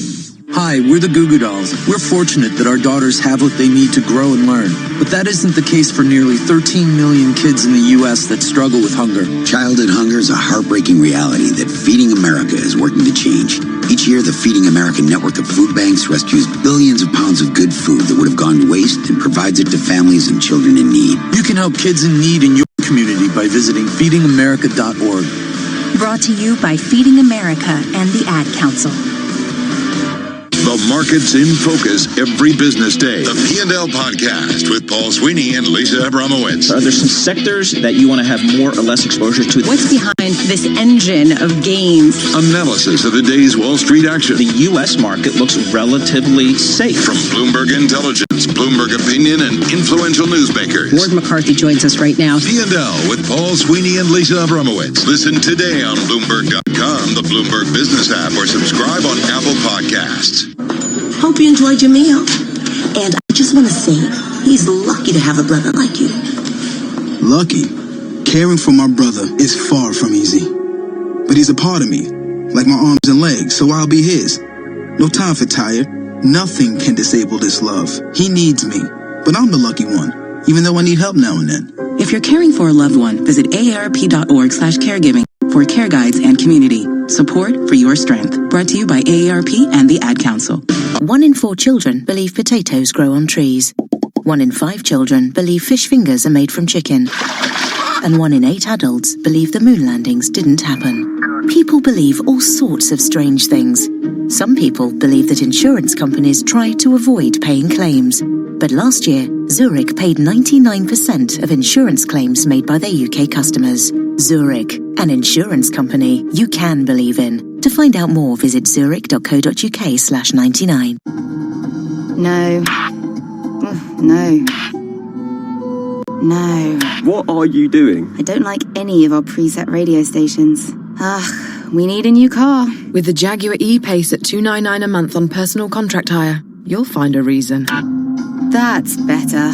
And it's a Jaguar. Initial rental £3,588. 48-month term. Subject to status. 8,000 miles per annum. Excess mileage and return conditions apply. No ownership option. Ends 30th of September. Participating retailers only. Jaguar contract hire. Working on a tablet has never been so good, whatever you're doing. With the Samsung Galaxy Tab S6, you've got all the power of a PC. It's sleek, slender and stylish, with a battery life of up to 14 hours. But it's not all work, you know. Get creative with the advanced S Pen, or enjoy better gaming and movies with its epic 10.5-inch screen and quad AKG speakers. We'll also give you an extra £50 off the Tab S6 when you trade in your old tablet or laptop at Curry's PC World. T's and C's apply. G'day. Hi, it's Marcus from Dudley. Marco? Listen, I'm trying online dating for the first time, but no one's swiping right. No drama, Marco. All you need is a bit of an image upgrade. Try adding a few props to the old profile pic. A cute puppy dog. A book of poetry. Or an orphan you saved from a knife-wielding shark. And you might want to delete the bit that says you're looking for an open relationship. Really? Yeah, that's a convo you can have on date 3. Oh, great. I'll give it a go. No worries. Foster's. Good call. Drinkaware.co.uk for the facts. Jamie Theakston and Amanda Holden. On breakfast. Tom Hanks is our special guest. You're either being punished or rewarded. I'll let you decide. I did do a whole show of grease on my front lawn when I was a kid. We charged everyone 10p. We raised a fiver, and I gave it to Bishop's Waltham Gymnastics Club towards a new crash mat. Do they get the crash mat? I mean, it took a couple more years, but yeah. It does happen to normal people like you. You've won £20,000. Well done. I love this game. Breakfast with Jamie Theakston and Amanda Holden. Weekdays from 6:30. Listen on your radio, global player, or smart speaker. Play halves. Should we go halves? I'll get this. Let me just get my card, which was in my pocket. You can't control awkward first dates, but if you temporarily misplace your Visa card, you can freeze and unfreeze it on our mobile banking app. Feel in control every day. Lloyds Bank, by your side. You can only freeze some transaction types. T's and C's apply. Get smart, get savvy and get saving this month at Tesco Mobile with some of our best ever prices on the latest phones. Like the Samsung Galaxy S10 Plus, now only $34.49 a month. A huge saving of £144. It's just one of the ways we're celebrating 100 years of great value. Go in store or search Tesco Mobile. Tesco Mobile. Every little helps. Ends 29th of September. S10 Plus savings based on £4 per month. 36-month credit agreement, 24-month usage agreement. Subject to status. Phase policy applies. See tescomobile.com/terms. You don't just live in one room, so why should your Wi-Fi? With Sky Broadband's Wi-Fi guarantee, you'll get Wi-Fi in every room or money back. Perfect for food shopping in the bedroom, gaming in your PJs in the lounge, or streaming sci-fi movies in the kitchen. Get Sky's super-fast broadband and Wi-Fi guarantee. £32 a month for 18 months with $19.95 setup. Click on the banner now. Sky Fibre areas, Sky Kit required. Refund on boost component of subscription paid during current minimum term up to date of claim. Minimum 3 megabits per second or money back. Prices may change during minimum term. See sky.com/guarantee. Markets, headlines, and breaking news 24 hours a day at Bloomberg.com, the Bloomberg Business app, and at TikTok on Twitter.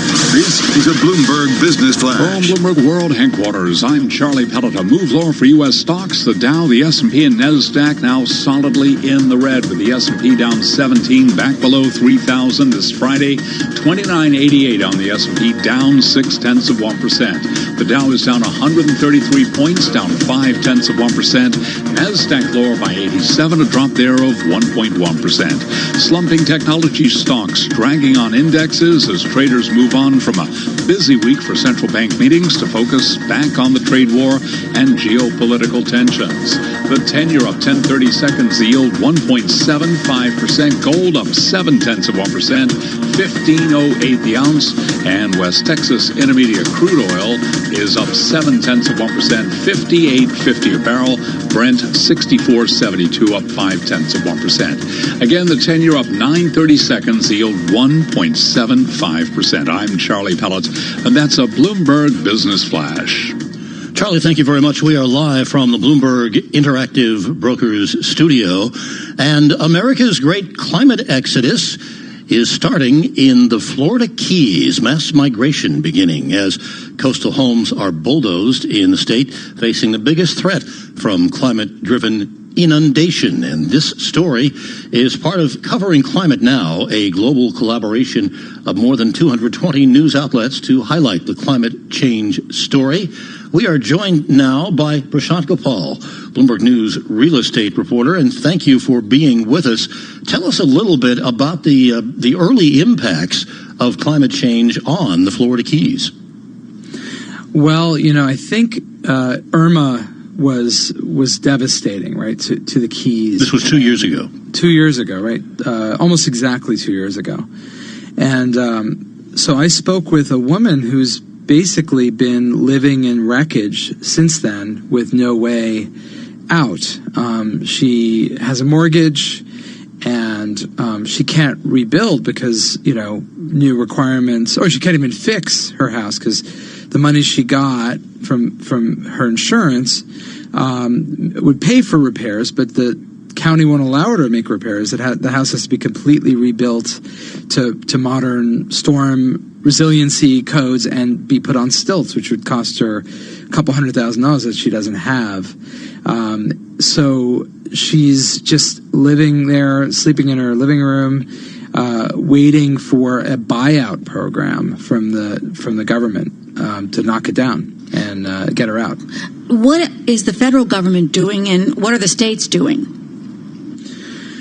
Well, so it's sort of an right now. So we talk about this exodus. It's starting with little steps, right? And it's sort of an ad hoc process at this point because the federal government isn't really taking a lead. They're leaving everything up to local governments to figure out, how do they want to use the money. At this point, most of the money that's available is just sort of like storm relief money. So they're using money from the last storm. They may carve out some of it for buyouts. There's now a $16 billion pot of money that HUD has just made available, which is still small relative to the size of how many people will need to move. But that money is available and could be used for buyouts and managed retreat. Is this a sign of the future? I mean, it sounds as though government is sort of leaving these residents to swing slowly in the wind, and our coastal residents, all along both coasts in the U.S. going to see this as their future. It's a tough thing to talk about, right? For so many reasons, right? One being that real estate which is what I write about, housing. So much of it is psychology, right? So once you start talking about the dangers to these coastal areas, it makes real estate agents nervous. Do they, suddenly prices are going to fall. So that's one issue. But Mother Nature may pop this bubble, if it is a bubble on the coast, anyway. So what's the best way to do it? An orderly retreat, or New Orleans, right? After Katrina, where people just left with nothing. Here, at least, maybe they could get a buyout, and they'll have some money to make a new life on higher ground. And governments are going to have to think about things like, well, do we resettle people in new communities and give them new hometown identities? Or do we let them just sort of fend for themselves and try to find something affordable elsewhere? Let's talk about the scale of this, because in your story, you say that 13 million Americans will need to move just because of rising sea levels by the end of the century. That's a lot. Yeah, that's just rising sea levels, right? So you think about all the other reasons why people might have to move. Wildfires in California, heat waves. Heat is going to become a problem in a lot of places more and more, and poor people often don't have air conditioning. So for those people, it's a major issue. Just the severity and the ferocity and frequency of storms will be an issue. So, but just the sea level, according to one estimate, it would be $13 million 13 million people by the end of the century. And in today's dollars, it costs about $1 million to move one person or one household and to get them help somewhere else. And we right now have a federal government that basically has said climate change is a hoax, is not doing hardly anything about it. And then we have local governments imposing these laws, telling people in the Florida Keys, you can't rebuild your home, you just have to sleep where you might. That sounds like a dereliction of duty.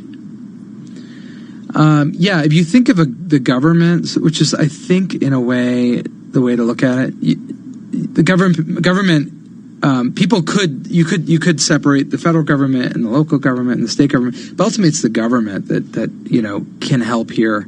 And yes, so the government has there's a vacuum here. They're starting to help, but it's a difficult process because the costs are so high, and I think a lot of this comes down to this, which is, do we go ahead and spend $13 trillion, which is what this might cost, just for the sea level issues? And then we find out that maybe there's a way to push this off a little bit, or maybe things aren't as bad as people believe they would be. So I think that those are the issues that people are wrestling with, right? So that's where it stands. You can kick the can down the road as long as there's still a road, I guess. Prashant Gopal, Bloomberg News real estate reporter, thank you very much for joining us. Stay with us as we check in with Bloomberg Opinion. This is Bloomberg Politics, Policy and Law, and this is Bloomberg. This is a Bloomberg Market Minute. U.S. stocks are mixed. The Dow Jones Industrial Average up 35 points, S&P up 1, the Nasdaq dropping 25 points. Shares of JCPenney are climbing after the retailer announced it's preparing talks with creditors to ease its debt burden, which would give the company more breathing room ahead of the crucial holiday period. Macy's is hoping to get a jump on holiday sales with an offer of free delivery for purchases totaling $75 or more. Retail Dive reports it's a limited time test being offered in 30 markets. Walgreens is partnering with Google's parent company Alphabet to launch the first ever drugstore drone delivery operation. And it's closing all of its Dressbarn stores after failing to find a buyer. But now Ascena Retail Group is thinking about putting 2 other chains up for sale, Lane Bryant and Catherine's. Donna Wilson, Bloomberg Radio. Hi, everyone. Al Roker here. As a guy with his own catchphrase, I appreciate that after 75 years, Smokey's only said, Only you can prevent wildfires. But I'm filling in because there's a lot more to report. Like when it's dry or windy. Be careful burning yard waste, because wildfires can even start in your neck of the woods. Go to SmokeyBear.com to learn more about wildfire prevention. Brought to you by the U.S. Forest Service, your state forester, and the Ad Council. What if you could keep the top economic experts in a conference room next to your office without having to feed them? Do we need better optics? Do we need some substance? Do CEOs care about ESG? We have seen quite a lot of stimulus pumped into the system already. It's the biggest warning yet about the financial risks of climate change. Now there are more ways to hear us. Bloomberg Radio, the Bloomberg Business, Radio.com, and iHeartRadio apps, and at BloombergRadio.com. Bloomberg, the world is listening. 1 in 4 children believe potatoes grow on trees. 1 in 5 children believe fish fingers are made from chicken. And 1 in 8 adults believe the moon landings didn't happen. People believe all sorts of strange things. Some people believe that insurance companies try to avoid paying claims. But last year, Zurich paid 99% of insurance claims made by their UK customers. Zurich, an insurance company you can believe in. To find out more, visit zurich.co.uk/99. We could play epic music, or we could speak in an overdramatic tone, or even set off fireworks. But that's just not smarty. Instead, we let our offer do the talking. Right now, you can grab 25% off our unlimited data SIM. That's just $18.75 a month with no speed restrictions, no credit check, and no long contract to tie you in. Now that's smarty. Just search Smarty Mobile and switch today. It's easy. Offer available for a limited time only. See smarty.co.uk for terms. This one shouldn't take long. Of course, if it had a cover, I might not be bothered. Can't see what's under there. And then they'd have chained the back wheel. It would have taken me much longer, especially if the chain's off the ground. Makes it harder to cut. This one doesn't even have a lock on the front. So, in the time I've been talking to you, I've nicked it. Over 9,000 scooters and motorbikes were stolen in London last year. Lock your bike, chain the rear wheel, and cover it to make it harder to steal. Lock, chain, cover. The Met Police. Jamie Theakston and Amanda Holden. Hot breakfast. Tom Hanks is our special guest. You're either being punished or rewarded. I'll let you decide. I did do a whole show of Grease on my front lawn when I was a kid. We charged everyone 10p. We raised a £5 and I gave it to Bishop's Waltham Gymnastics Club towards a new crash mat. Do they get the crash mat? I mean, it took a couple more years, but yeah. It does happen to normal people like you. You've won £20,000. Well done! I love this game. Hot breakfast with Jamie Theakston and Amanda Holden. Weekdays from 6:30. Listen on your radio, global player, or smart speaker. Play halves. Should we go halves? I'll get this. Let me just get my card. Which was in my pocket. You can't control awkward first dates. But if you temporarily misplace your Visa debit card, you can freeze and unfreeze it on our mobile banking app. Feel in control every day. Lloyds Bank, by your side. You can only freeze some transaction types. T's and C's apply. To succeed in small business, you need technology that runs efficiently. When you partner with a Dell Small Business Technology Advisor, you get advice, one-on-one partnership, and tailored productivity solutions, including computers with Intel Core processors, servers, storage, networking, plus industry-leading monitors and accessories. It's how they help your small business make the most of every minute. To speak with an advisor today, call 0800 085 4878. That's 0800 085 4878. Get smart, get savvy and get saving this month at Tesco Mobile with some of our best ever prices on the latest phones. Like the Samsung Galaxy S10 Plus, now only $34.49 a month. A huge saving of £144. It's just one of the ways we're celebrating 100 years of great value. Go in store or search Tesco Mobile. Tesco Mobile. Every little helps. Ends 29th of September. S10 Plus savings based on £4 per month. 36-month credit agreement, 24-month usage agreement. Subject to status. Phase. Policy applies. See tescomobile.com/terms. Live from the Bloomberg Interactive Brokers Studio in New York. Bloomberg 1130 to Washington, D.C. Bloomberg 99.1 to Boston. Bloomberg 106.1 to San Francisco. Bloomberg 960 to the country. Sirius XM Channel 119. And around the globe, the Bloomberg Business app and BloombergRadio.com. This is Politics, Policy, Power, and Law. I'm June Grasso. Coming up, we're going to be talking about Pete Buttigieg's plan for health care. What does it get right and what does it get wrong? But first, I'm Bob Moon, and we check on the markets now with Bloomberg's Charlie Pellet. Thank you very much, Bob Moon. We are lower across the board, slumping technology stocks, dragging down indexes amid renewed concern over the outlook for trade talks between the U.S. and China. Sources tell Bloomberg MGM Resorts International, that is the largest casino operator on the Las Vegas Strip, is in talks to sell its Circus property there to real estate mogul Phil Ruffin. An accord to sell the resort could be announced as part of a larger transaction involving the company's real estate portfolio, which also includes the Bellagio and the flagship MGM Grand. Shares of MGM, they are lower now by 0.8%. Federal Reserve is adding cash to a vital corner of Wall Street for the fourth day in a row. And with more, here's Bloomberg's Vinny Del Giudice. The New York Fed is poised to inject as much as $75 billion into the market for very short-term debt, the repo market.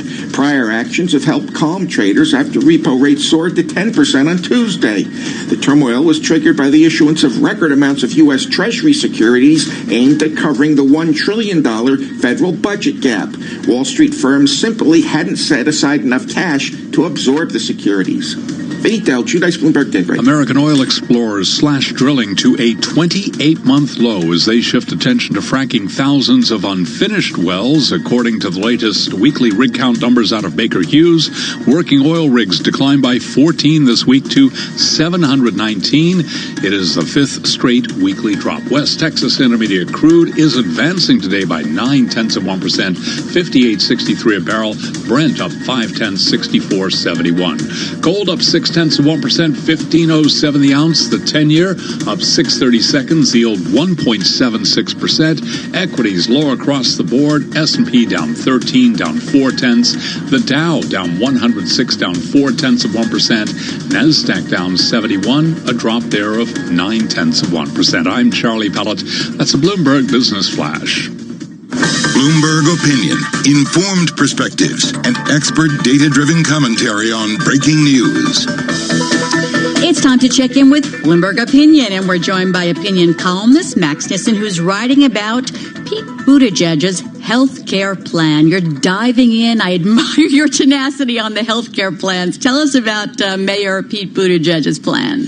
Yeah, absolutely. So it's kind of in the public option category. It would retain most of the features of our current healthcare system, keep a role for the private insurance system that we currently have, but add a government option that would auto-enroll some people who were eligible for the Medicaid expansion in states that didn't accept it as a part of the Affordable Care Act. It's very similar, actually, to President Biden's plan. It would you said President Biden. You slipped there. Sorry? You said President Biden. You slipped there. Former Vice President Biden.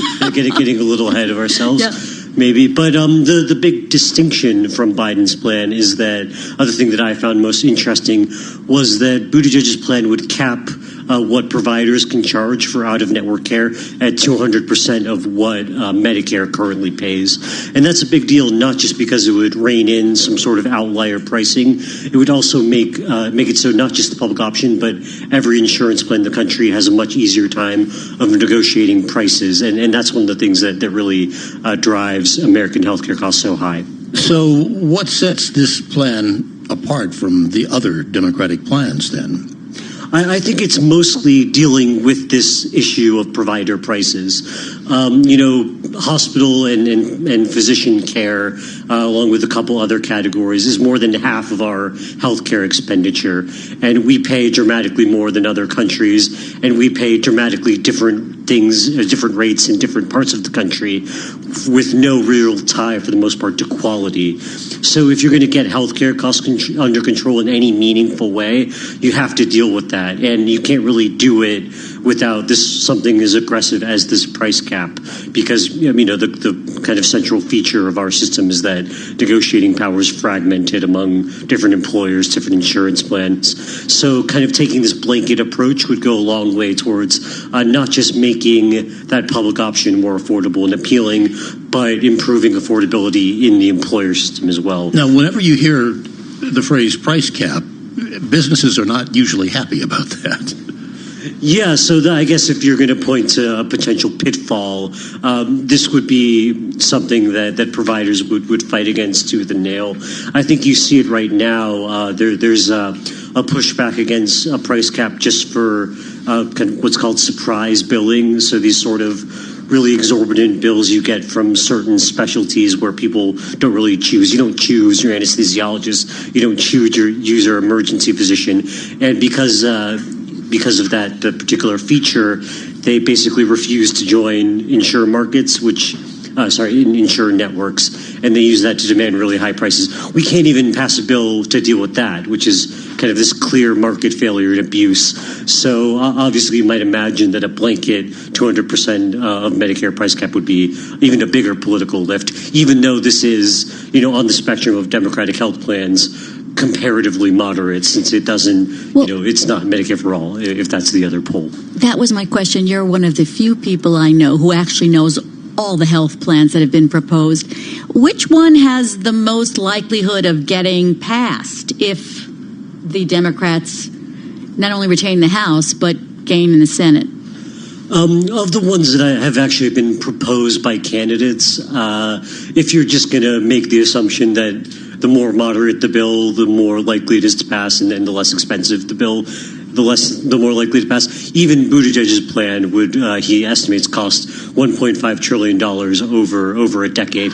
Now, compared to Medicare for all, that's chump change, and whether, how you define the cost, whether it brings cost for the whole system down. There are a lot of things you can say about the cost. But something like Michael Bennett's ACA plan, it would boost subsidies and have a more limited public option without auto enrollment. And it would, if you don't like your employer coverage, you wouldn't be able to join.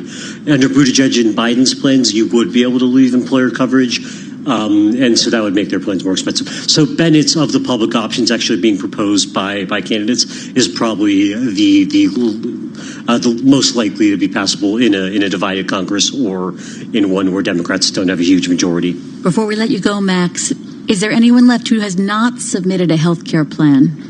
Oh, plenty. Oh, really? At this stage? It seems like we've heard about all of them. I would say the majority of the field doesn't have a well sketched out healthcare plan. And even the ones that do, I'm looking at Kamala Harris, for example, there are giant gaps in what we know about their plan that would have an enormous impact on what they would do and how. So we're still waiting for details, still waiting for plans. Always a pleasure. Thanks, Max. That's Bloomberg Opinion columnist Max Nissen. You can read more on this at Bloomberg.com/opinion on the terminal OPIN Go. Now, Bob is going to tell us everything that's happening in the world and nation. Bob. June, a clearly irritated President Trump has repeatedly defended himself today against an intelligence whistleblower's potentially explosive complaint, including an allegation of wrongdoing in a reported private phone conversation Trump had with a foreign leader. The complaint, which the administration has refused to let Congress see, remains shrouded in mystery, but is serious and urgent, according to the government's intelligence watchdog. The Trump administration sanctioned Iran's central bank and sovereign wealth fund, a move aimed as retaliation for last weekend's attacks on Saudi Arabian oil facilities. Bloomberg's Irv Chapman reports from the White House. President Trump made the announcement as he opened the meeting with the visiting Prime Minister of Australia. We have just sanctioned the Iranian National Bank. That is their central banking system. These are the highest sanctions ever imposed on a country. We've never done it to this level. And it's too bad what's happening with Iran. It's going to hell. The president said his actions aimed at Iran were coordinated with the government of Saudi Arabia, which is helping mitigate the costs. At the White House, Irv Chapman, Bloomberg Radio. A wave of climate change protests swept across the globe today, with hundreds of thousands of young people sending a message to leaders headed for the UN General Assembly. The warming world can't wait for action. Marches, rallies, and demonstrations were held from Canberra to Kabul and Cape Town to Copenhagen, and more were set to follow as the day goes on. The global climate strike events range from a gathering of about 24 activists in Seoul using LED flashlights to send Morse code messages calling for action to rescue the Earth, to demonstrations around Australia that organizers estimate were the country's largest protests. I'm Bob Moon. Why do hedge funds and other alternative managers rely on Pershing? Mark Alderati, a managing director at BNY Mellon's Pershing and head of Prime Services, explains. In today's environment of market volatility, Pershing's Prime Services is well positioned to support the needs of hedge funds and other alternative investment managers. Whether it's customized financing or securities lending solutions, platform access, or business expansion, BNY Mellon's Pershing is a prime broker who's committed to this business and agile enough to meet your evolving demands.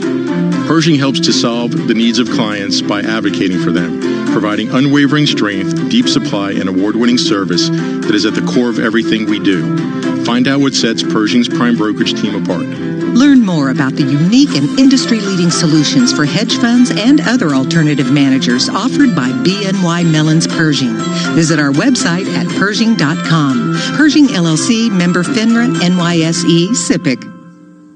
James, great to see you. It's been too long. Hi, Janice. It sure has. Is what I heard true? Your company hired a new head of talent management? Well, not exactly. She's temporary for now, but she's working out great and saving us money. A temporary head of talent management? I didn't even know that was possible. Wait, haven't you heard of Sirius? Should I have? Yes, Sirius Executives. They allow you to hire qualified, vetted executives on a temporary, part-time, or interim basis. Wow, I need to make my operations more efficient. I could really use some help. You should give Sirius a try. Our company had a special project recently, and we hired a temporary COO for just 1 day a week. This will be perfect for us. How is Sirius spelled? With a C, C-E-R-I-U-S. C-E-R-I-U-S. Got it. Janice, you are a lifesaver. Make the right hire the first time. Cover your company's leadership staffing gap on an interim, temporary, or part-time basis in less than a week. Learn more at SiriusExecutives.com. C-E-R-I-U-S. Executives.com. In-depth analysis. 1 in 4 children believe potatoes grow on trees. 1 in 5 children believe fish fingers are made from chicken. And 1 in 8 adults believe the moon landings didn't happen. People believe all sorts of strange things. Some people believe that insurance companies try to avoid paying claims. But last year, Zurich paid 99% of insurance claims made by their UK customers. Zurich, an insurance company you can believe in. To find out more, visit zurich.co.uk/99. We could play epic music, or we could speak in an overdramatic tone, or even set off fireworks. But that's just not smarty. Instead, we let our offer do the talking. Right now, you can grab 25% off our unlimited data SIM. That's just $18.75 a month with no speed restrictions, no credit check, and no long contract to tie you in. Now that's smarty. Just search Smarty Mobile and switch today. It's easy. Offer available for a limited time only. See smarty.co.uk for terms. Summer wardrobe weather struggles? Introducing convertible wellies. 1 minute they're Wellington boots, the next flip-flops. Convertible wellies never going to happen, is it? But with the new BP Me Rewards card, getting more of the summer essentials you love more often will. Search BP Me Rewards to find out more. Get ready for Brexit on the 31st of October. Brexit will bring changes that affect businesses in many ways, particularly if you buy from EU suppliers, sell to EU customers, provide services to EU clients, and receive customer data from other businesses in the EU. Businesses need to prepare. Find out how at gov.uk/Brexit. Get ready for Brexit on the 31st of October. Jamie Theakston and Amanda Holden.